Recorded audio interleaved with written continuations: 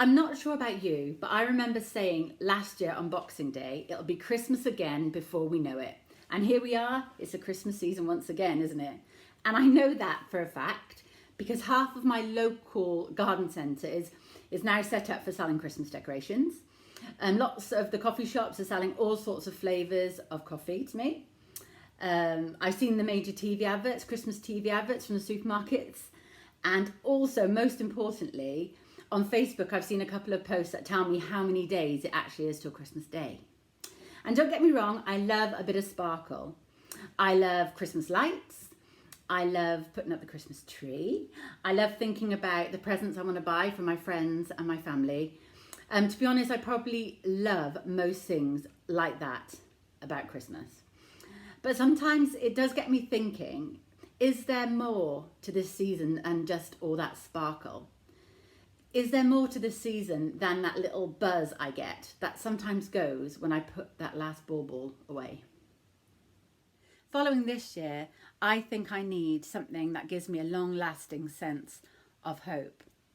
This year, I think people have been more anxious, more apprehensive, perhaps more lonely. They've missed family and friends, and even family and friendship relationships perhaps have broken down.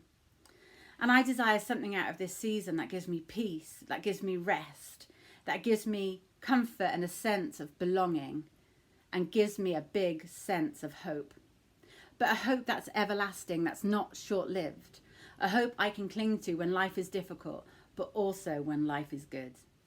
So where do I find this long-lasting hope? I find this long-lasting hope in Jesus, and I know this because there's some verses in the Bible that tell me. And they're from the book of Isaiah. And I've got a couple of different verses to read you, and this is the first one.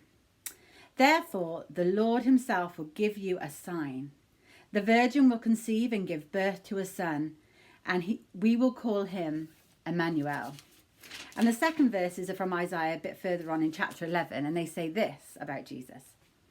A shoot will come up from the stump of Jesse. From his roots, a branch will bear fruit.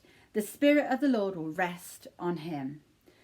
The Spirit of wisdom and of understanding, the Spirit of counsel and of might, the Spirit of knowledge and fear of the Lord, and he will delight in the fear of the Lord.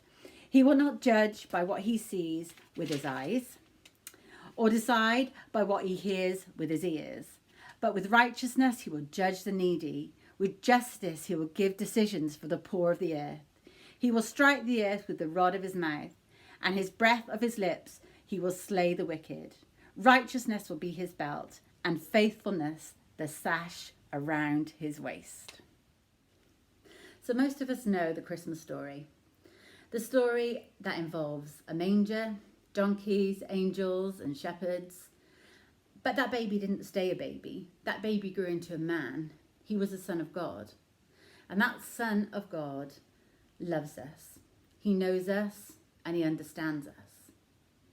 He wants to bring help to the needy, love to the lonely, rest to the weary, and an everlasting hope to us all. So as we enter this Advent period, I want us to remember the hope that Jesus brings to us. And I want to finish with a reading that I think sums up the hope during Advent. And this is the reading. It says this. Sing the songs, put up the decorations, tell the stories, give to others, be creative, love your neighbours, kiss your pets, keep praying, don't hurry, but don't forget God loves you and everyone else.